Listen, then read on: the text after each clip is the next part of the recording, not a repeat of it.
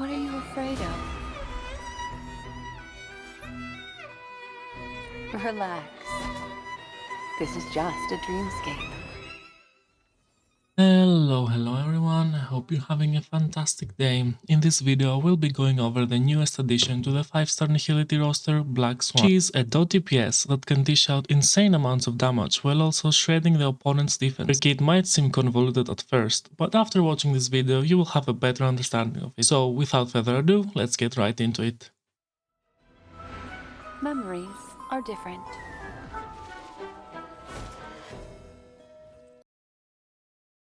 First, let's go over her talent and what it does. At talent level 10, there is a 65% chance for an enemy to be inflicted with an Arcana stack and take dot damage. We'll get into the details of this later. This effect can be stacked up to 50 times, deals 240% dot damage as win, which increases by 12% for each extra Arcana stack after the first one. On top of that, having a certain amount of Arcana stacks can trigger several types of effects. At 3 or more stacks of Arcana, the enemies adjacent to the enemy with Arcana will take 180% dot damage as win, on top of having a 65% chance to also gain an Arcana stack. At 7 or more stacks, it will enable the dot of Arcana to additionally ignore 20% of the enemy's hit defense. Now I will explain the order of these effects and how they trigger. At the start of an enemy's turn, the following will happen. All other dots will deal their damage, which in turn can increase the Arcana stacks. The Arcana stacks will be counted and their effects will trigger, and the Arcana will finally deal its own damage and be reset to 1.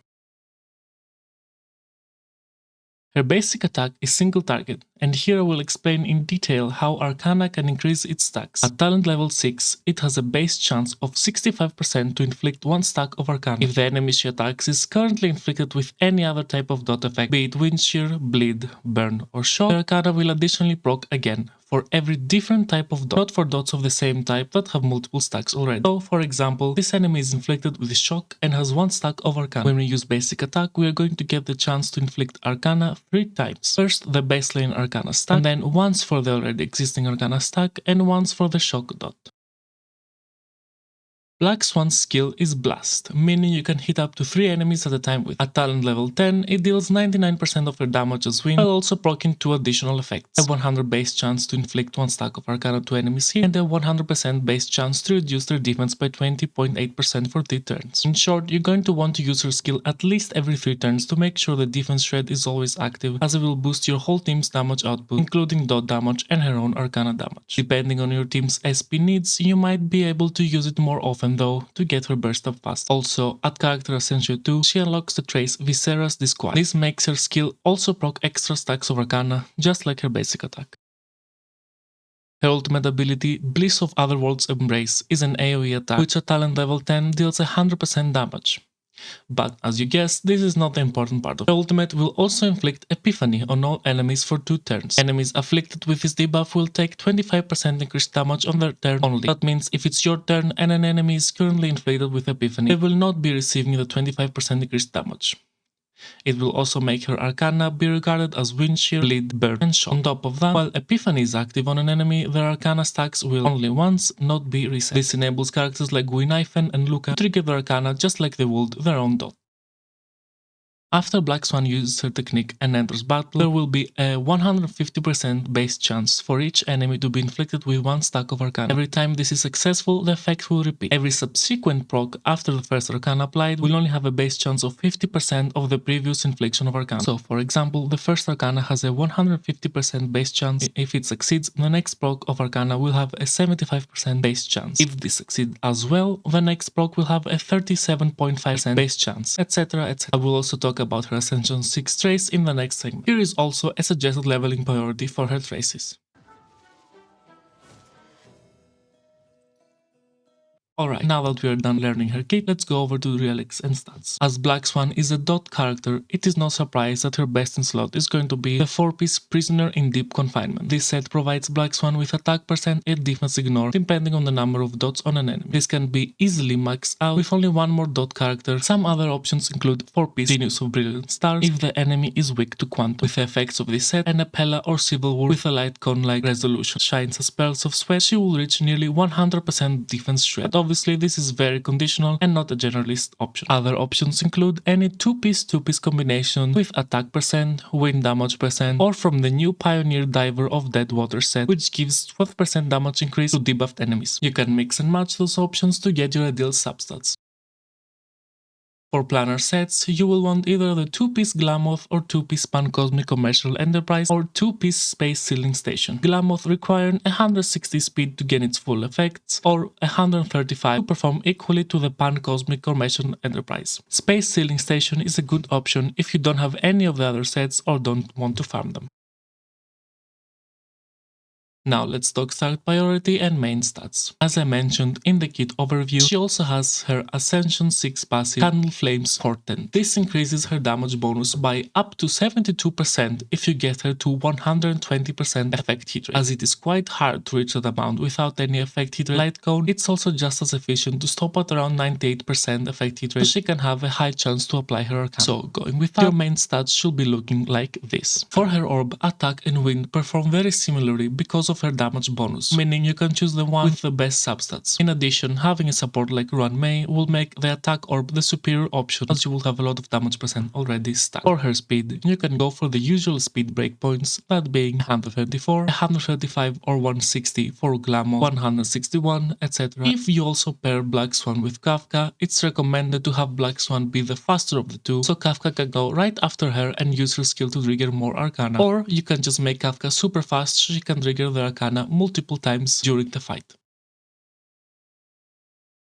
Let's start with her signature light cone, Reforged Remembrance. Obviously, this is going to be by far the best option for Black Swan. At S1, it already increases her effect hit rate by 40%, and having that on your light cone makes building her much easier. The passive gives her free attack percent and even more defense ignore depending on the different types of dots on the enemy. This works perfectly with her ultimate as it makes her arcana count as every dot type, maxing out the light cone stacks, giving her an effective 20% attack increase and an extra 28.8% defense ignore for her dots. If you played the 1.1 event, then you will most probably have the free event light cone before the tutorial mission starts. As it was an event light cone, you will have it at S5, which will give her 40% effect hit rate and give her 8 energy whenever she attacks a death reduced enemy. This effect should always trigger as you should keep 100% uptime on her skill's defense reduction, making it great for keeping ult uptime. Another good light cone that provides a lot of effect hit rate is Eyes of the Prey. Sadly, this is a gacha light cone, so you might not have it at high save preposition or not at all, but it is still a great option if you do not have the event light cone. At S1, it will increase her effect hit rate by 20% and dot damage by 24%. This will increase your Black Swan's personal damage, making it a competitive option even at low supering positions. If you do, however, have it at S5, it ends up being better than the event light cone before the tutorial mission starts. And now for a completely free to play option, we have It's Showtime. This is a light cone introduced with 2.0 that is available from a minigame in Penacony, and in the light cone manifest shop. This means it is very easily obtainable and easy to get to S5. Assuming you have it S5, it will increase her damage dealt by 10% for every debuff she inflicts, stacking up to 3 times for 1 turn. And Black Swan has no trouble stacking this. It is also quite easy to trigger its second effect and a tank increase of 36% as it requires an effect hit rate of 80% or higher, which you should already be building on Black Swan. I will briefly show a list of some other light cones you could use on her if you do not have any of these.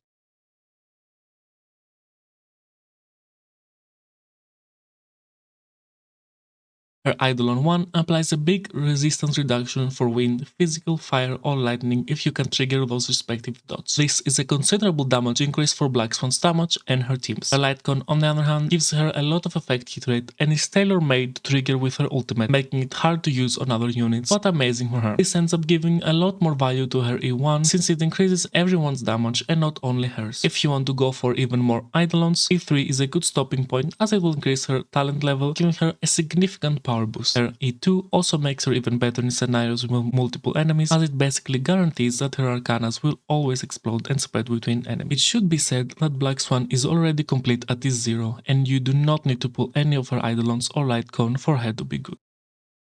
Now let's talk about her synergies with some of the DoT units that I have been referencing in previous segments. Kafka. The biggest one is Kafka. She will be her best teammate in most situations. Kafka can trigger Arcana and DoT explosions, increasing Arcana stacks, which is crazy good, considering how much damage Arcana does. This is why you should have Kafka also slightly slower or way faster than Black Swan when they are together, so Black Swan can apply Arcana and then Kafka can trigger it. Sampo. He is a bit more conditional, as without his E4, he is not as strong as Guinaifen in a team with Black Swan, but if you have E4, he becomes like a mini Kafka. His skill bounces will trigger wind shears on enemies, which also applies to Black Swan's Arcana. This also can increase Arcana stacks. Guinaifen. Guinaifen can only detonate Arcana with her ultimate when the enemies are under the effect of Black Swan's ultimate, but if you have her in one, she has added value and she can help against enemies with higher effect resistance. Luca. Luca is much like Guinaifen and he can only detonate Arcana after Black Swan has used her ultimate. He also struggles a bit more than the rest here if the enemy isn't weak to physical, since he cannot weakness break.